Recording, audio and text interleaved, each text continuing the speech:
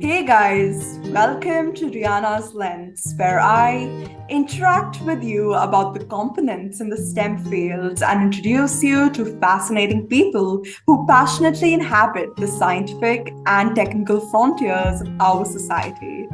My name is Rihanna Malhotra, and I'm absolutely elated to share this podcast with all of you. On this episode, I'm joined by a guest who's a geology communicator and makes educational and relatable videos about geology through her multiple social media platforms like YouTube, Instagram, and TikTok. Since 2020, she has been sharing her passion about geology with her audience through online content creation as well as in person geology walks. I am so glad to welcome and introduce Becky. Thank you so much for coming on. I cannot wait to begin our discussion. Thanks for having me. So, firstly, I wanted to ask you what exactly is it that motivated you to get into geology?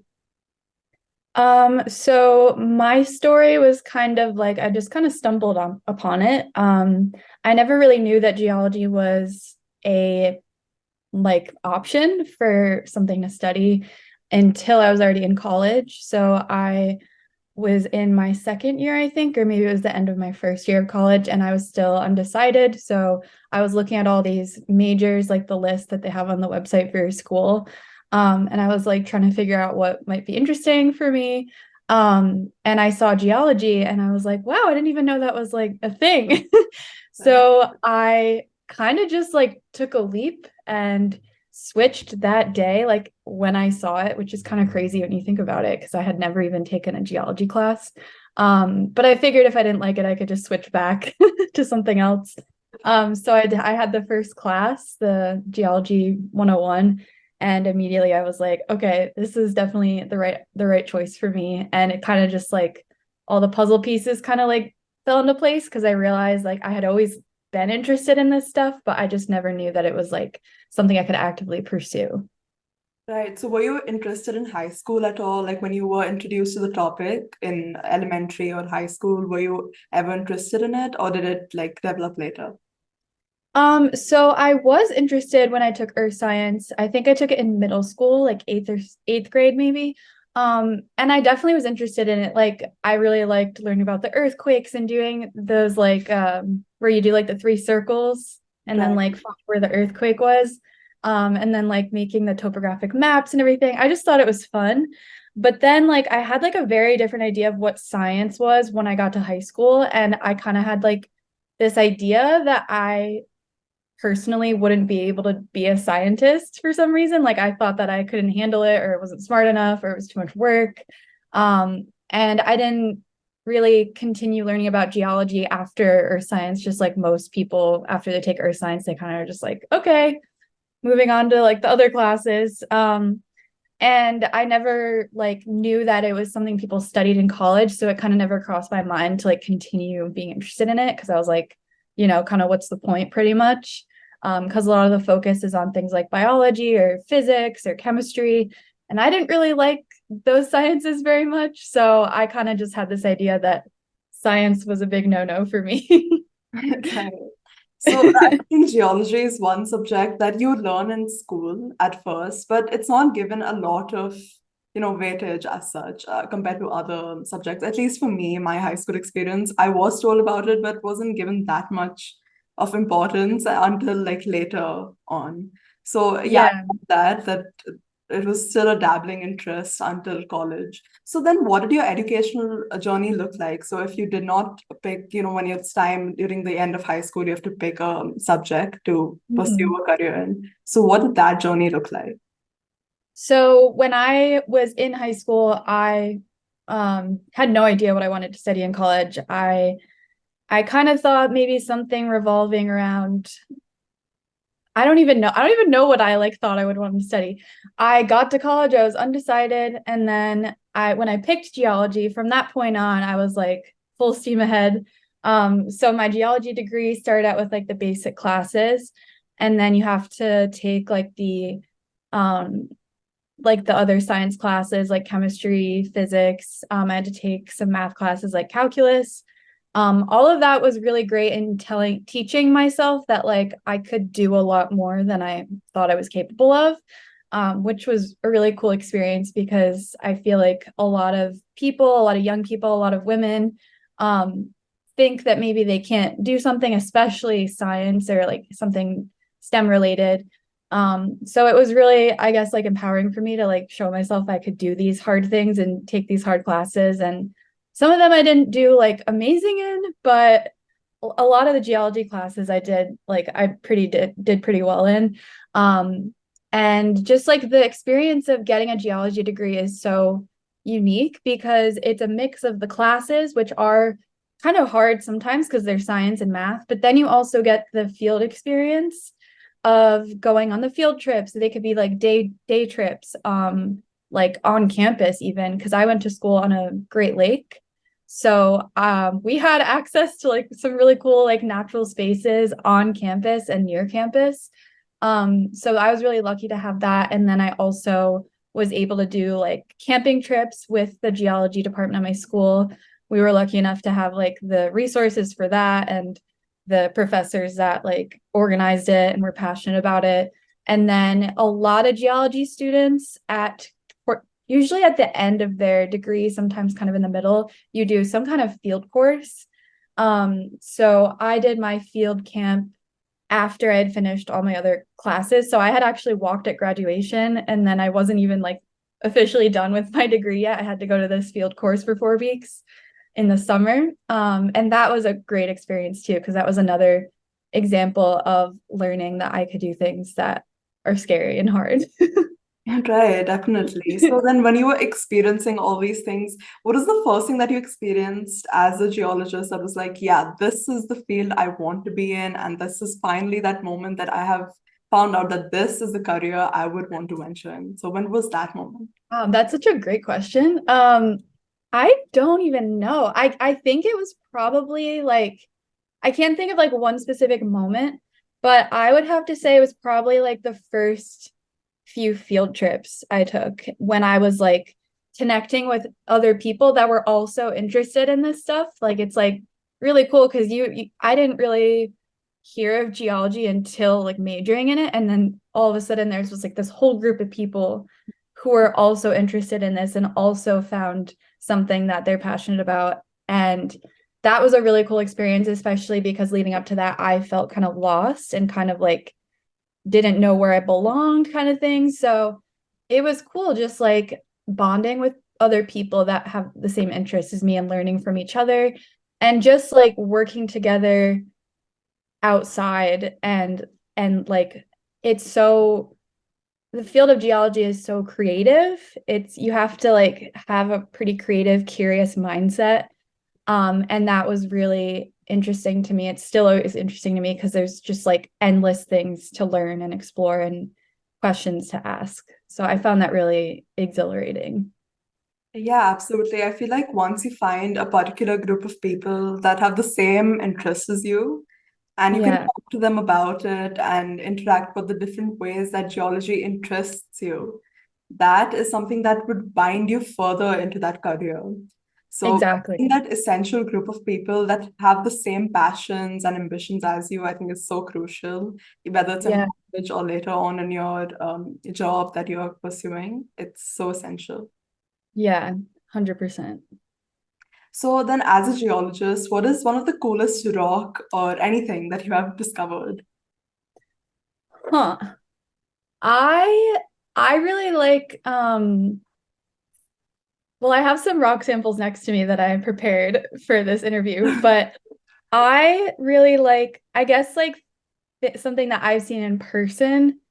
Um, it's really like sometimes it's something that doesn't even like look that cool, but to me, the cool part is looking at something and like knowing its story and knowing how it got there. So I have this piece right here that it kind of just looks like a pebble, right? And it kind of just looks like, a round piece of rock that you found on the beach somewhere. I did find it on a beach in Maine. But I had known like the history of that area And when I saw this on the beach, I call these chocolate chip cookie rocks because it kind of looks like a chocolate chip inside a cookie, a big chocolate chip. But essentially what happened here is this like angular piece is an older piece of rock that formed millions of years before the rock that it's in. So the lighter colored rock is granite, and this is some sort of like probably shale or sandstone or something. And what happened was like this big blob of magma just came up through the crust. And the older rocks that were there, they were sitting there, the blob kind of like pushed up through them and shattered it. And chunks of that older rock fell into the magma blob and then cooled. So like it was just this very like interesting series of events that happened that made it so that this looks like a chocolate chip cookie. And I just think it's so cool that you can hold something and know like the story and like why it looks the way it is, and be able to share that with people is so fun because it's like most people aren't going to walk up to something and be like, I know exactly how that happened, and be so excited and passionate about it. Right. I mean, I wonder how many rocks I have seen like in my day-to-day life. I'm like, I don't know about, but there might be some big history or story behind it. So then, Yeah, most of the time that's true. Yeah. yeah, I'm sure because this, as they say, that rocks or trees are like there since forever. So I Yeah. wonder how many rocks that I see like in the beach or anywhere that I'm Yeah, just and I feel the same way about like trees and birds and other things that like I don't know as much about. And like I'm always on a quest to keep learning more now that I like kind of have been shown the beauty of everything and how much there is to learn. right, definitely. So do your family members or anyone that is not in geology ever say, "Hey, what is this rock about?" Yes, all the time. It's so funny. My boyfriend, he's a history teacher and he is used to me just like constantly telling him like, oh my God, this like while we're driving like an outcrop on the side of the road. And he's like gotten a little bit better at like remembering what I say, and like he'll point something out sometimes and be like, so and so, and I'm always so proud because like a lot of the time he'll like start to be correct and I'm like, yay, you listen. But yeah, whenever I'm traveling with like friends or I'm on a hike with someone, they're always like, Becky, how did this get here? Like, why does this look like this? Why is this shiny? Where'd the stripes come from? It's always so fun to be like a little encyclopedia walking with them. Right. So are you ever like, okay, look, I'm just here for fun. I don't know. I don't know what you're asking me about, but it's a I rock. know sometimes I know sometimes I'm like sarcastic like that if I'm like with someone that I'm comfortable with, I'll be like, I don't know. I didn't do my research before this hike, but if it's somewhere that I'm like in the area that I'm from, a lot of time I'll know. But yeah, if it's a new place, I'll be like, I have no clue, but I can give you my best guess. But I always love being honest, like with people. I'll be like, if especially if they show me a rock that they picked up somewhere and I don't know where they picked it up, or if they like bought a rock somewhere and I don't have any like background information about it, I'll be like completely honest and that I have no clue. So then what is the prettiest rock that you have seen? Probably this labradorite. Oh, That's probably my favorite. It's technically a mineral, but also a rock. It's a type of feldspar that's in it that when you move it around in the light, it's kind of cloudy here today, so it's kind of hard to tell, but it's more like bluish green in the sunlight. It looks kind of gray here.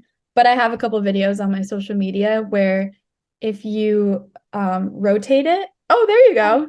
that. Yeah, that looks so Um, and it's because the way that the light rays move through the crystal structure and bounce back to our eyes, it sends us back certain like waves of light at different angles. So it's kind of the same thing as bird feathers, like so, like bluebirds, any bird with blue feathers for the most part. That's how it works too. It's not really that they have a blue pigment. right. It's the way that the physics of the light works, which is it's kind of crazy. Right. I mean, it's also onto the perception of our eyes as well, like how different birds or animals, they see things differently. So have Yeah, you it's ever so interesting. wondered how like if a rock, like suppose this one that like radiates a different amount of light or different light, color of light, have you ever wondered what different animals or birds see it as? I love that question. Yeah, I always wonder about like how like I've heard that like cats can see like stripes on our bodies. I don't know if that's true at all. But apparently humans have like stripes or something to cats. I could be completely wrong, but I always think about like what the world must look like to a cat or a dog or a bird and what colors they see and like if they can see certain wavelengths that we can't and like vice versa. So it is really interesting to know like what the world might look like to another creature that we see completely differently. I know exactly. Even to a different person, everything looks so Yeah. different as per their preferences or anything. Everything's so different Yeah. for everyone. Like we can agree that like something's blue, but it could be like a slightly different blue to one person than Right. the other person. Exactly. And what is the most challenging thing that you have experienced as a geologist? I would say when I had a job in the construction industry was probably the most challenging for me personally. There were a lot of really great challenges and things that I learned through it. But ultimately, I'm glad I'm not in that field anymore. I think that the field I'm in now of geology communication is much better suited to me. And a lot of people love working in the construction industry. But for me, it was really just like, there was a lot of travel, like constant driving, a lot of different inconsistent hours. There was also just like a lot of challenges with being the only woman in a lot of spaces and kind of feeling like isolated in that way. There are a lot of really great women in the field, but for me, I didn't really like work with that many, and I wished it was more.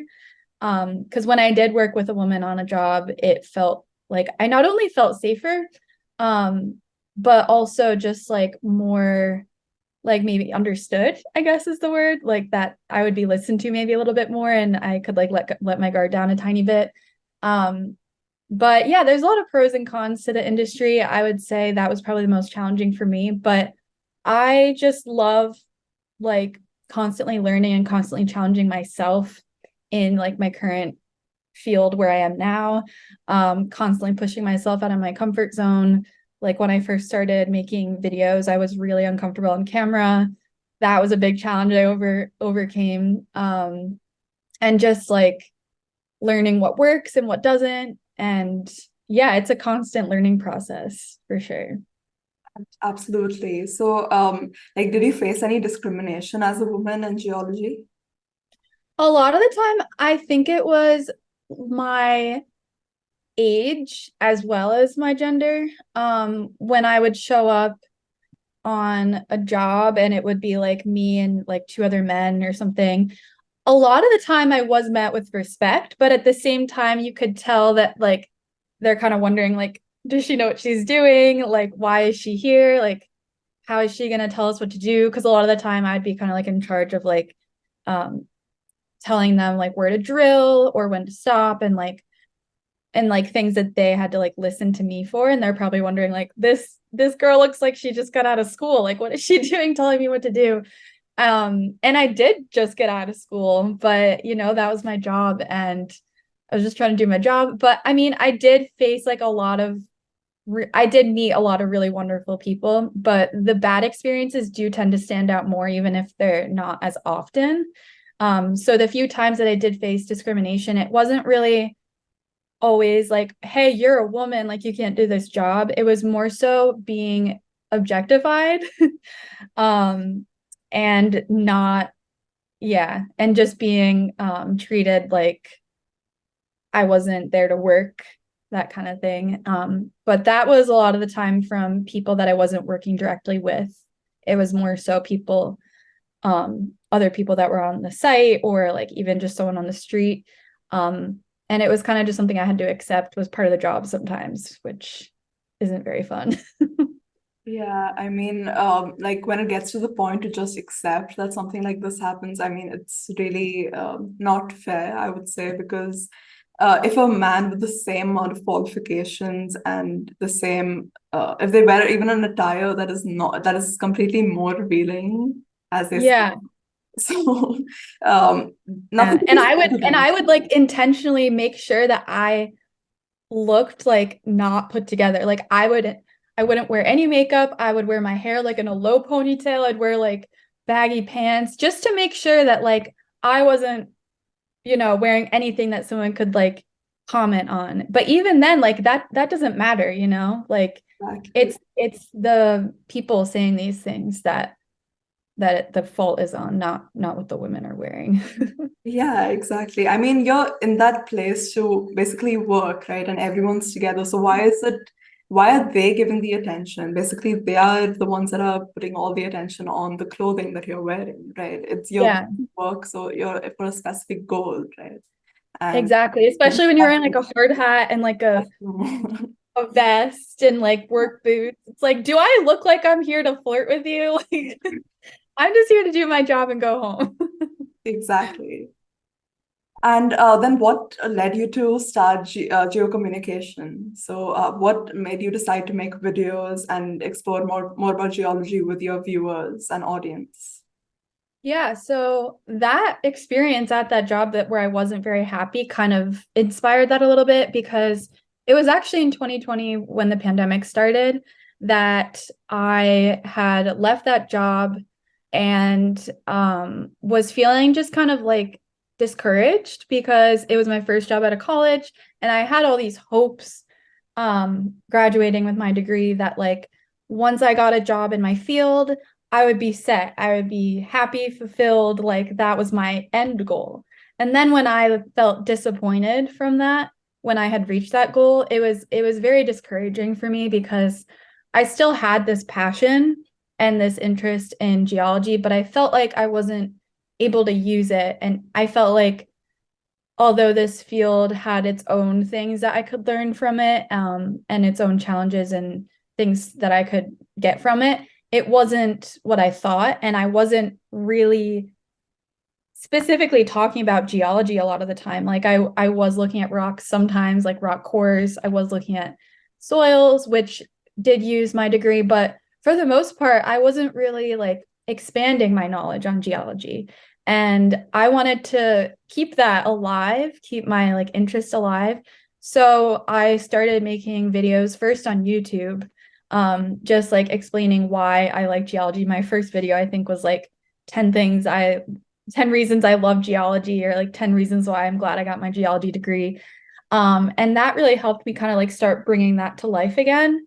And then making videos also is kind of a way for me to like push myself out of my comfort zone and find more like what I'm interested in, what I want to continue learning, not just what I want to share with people, but what I find interesting about the world and what I want to like dive into further.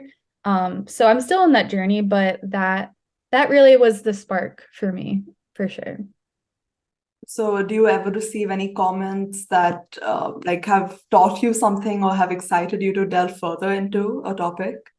Yeah, I love when people comment things like, especially when I make a video about like one archaeological site or a building, because I like making videos that shows like the building materials of like a certain famous monument. For example, I just made a YouTube video recently about the Statue of Liberty's pedestal and the granite that it's made of. And I went to the quarry that got the granite for that and everything. So when I post videos like that, it's really cool seeing people's minds like open up and think like, oh my God, like I never thought about that aspect of like buildings and monuments and like what I could be looking at. And so it's cool when they like mention something in their hometown or they'll be like, oh, where I live, there's this quarry where they got limestone for the Empire State Building. And like it's so cool when people you see like the connections that they make to your video. So then sometimes I will dive in and make a video about like a certain building that I didn't know about that used like the same rock or something like that. So I love when people comment and share what excites them. Right. I mean, more often than not, monuments or anything or buildings, Yeah. they have so much going on behind the scenes, the rocks, the materials used, everything, Mhm. and the amount of labor that was used to build that one monument. Yeah. There's so many things that has gone behind the things that we're just viewing and have been the wonders of the world. But Yeah. there's a lot of scenes behind everything. Yes, definitely. And I love finding those little details and sharing it with people because a lot of the time people never think twice. Like I had never really thought about that stuff until the last couple of years. So it's cool just like diving into something that most people don't really think about on a daily basis. Yeah, it's really exciting. And what made you want to advocate for STEM along with geology as a geocommunicator? I follow so many awesome creators that are in the STEM field. And personally, I love learning not just about geology, but just like about everything. So I love learning. Recently, I've been learning more about birds. And I'm friends in person with a few scientists like botanists and ecologists and or even just like people who are artists. Like I just met up with an artist who is making this really cool installation in my area about like the ecosystem of a certain park. So one of the aspects that she wanted to talk about is geology. So it's really cool because that's an example of how geology, art, biology, everything interconnects. Everything is so interconnected that I feel like if I just talked about geology, it wouldn't be as expansive. Right. Geology is what I know about, but I just love sharing with others, other wonderful science communicators. And so that could be anywhere from space communicators to biologists to foragers, like Chaotic Forager. I love her. Astro Alexandra, so many wonderful people. And then, of course, my fellow geocommunicators. Right, definitely. So you also mentioned that you do like in-person geology walks. So what's your role in that and what have you experienced? Yeah, so most of the time that is in my area where I live in New York State.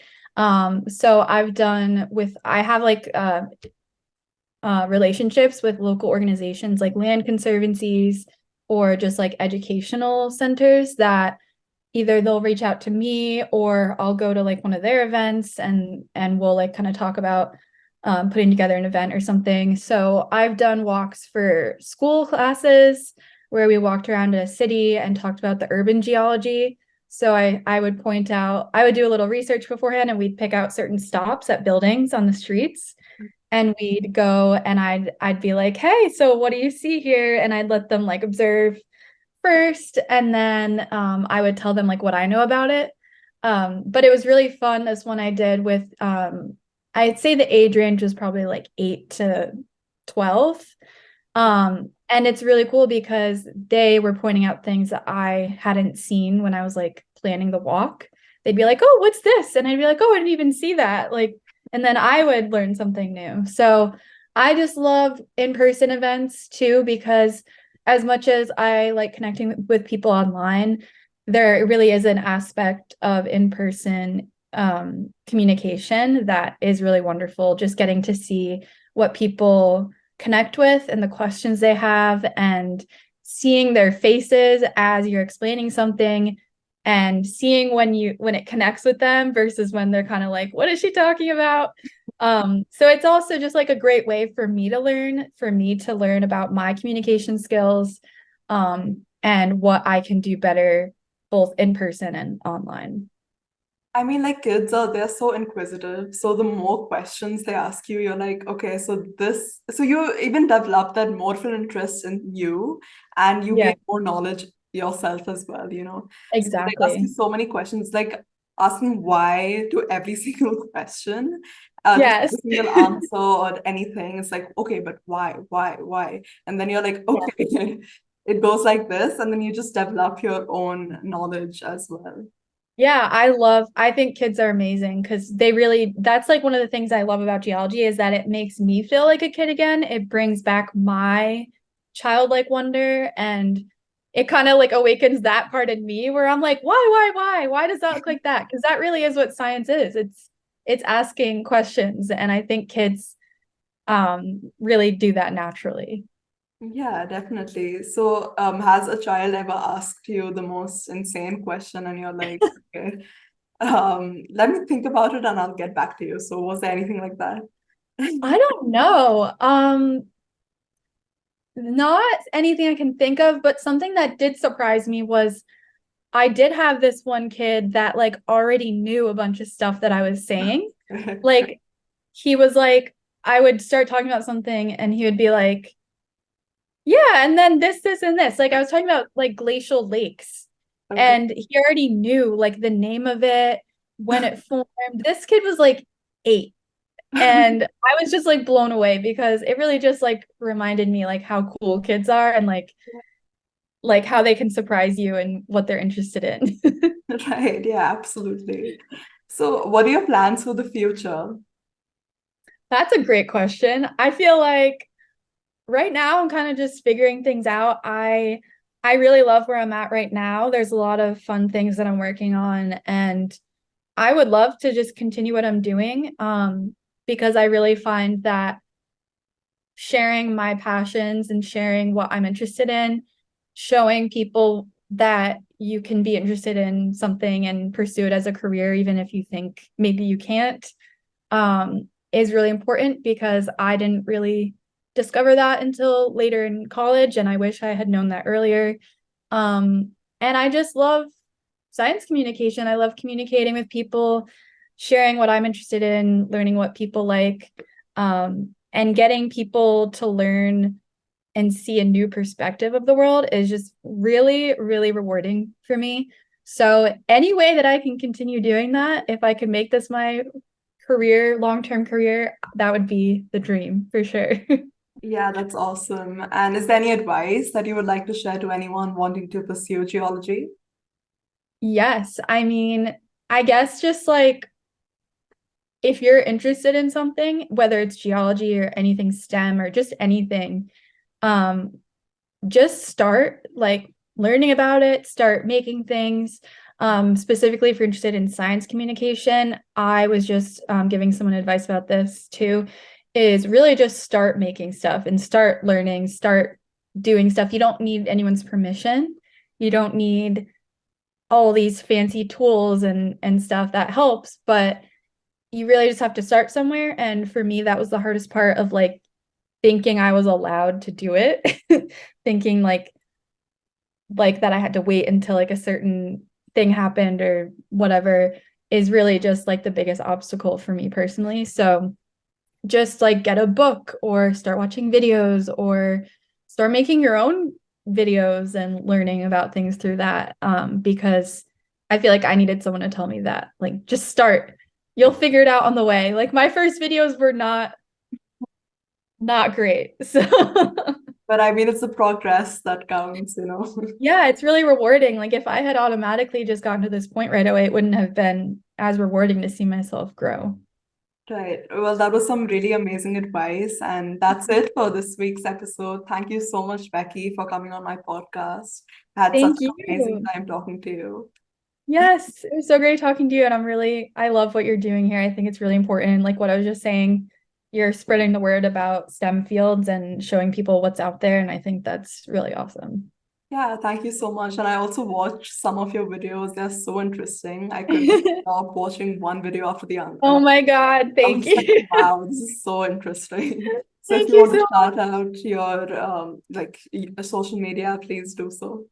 Sure, yeah. My TikTok is Geo Beckley and it's also Geo Beckley on Instagram. So I post videos both on Instagram and TikTok, but on Instagram I also have stories where I can interact more than TikTok. And then I also post photos and stuff with longer captions. So oh, and YouTube. I have a YouTube channel. You just type in Geo Beck in the search bar, and those are more longer form videos. If you like my stuff on TikTok and Instagram, they're pretty much just like longer, more detailed productions on YouTube.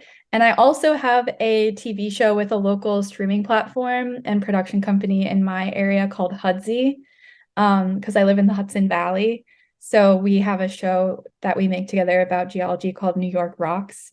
But all of the links are in my Linktree bio thing in my Instagram. So you can find it there. Yeah, that is just amazing. Thank you so much, Becky, again. And to let all of you know, this podcast is now available on YouTube, Apple Podcasts, Spotify, and all your other listening platforms. So, yeah, keep watching and stay tuned for more. Thank you so much, Becky. Thank you. Bye. Bye.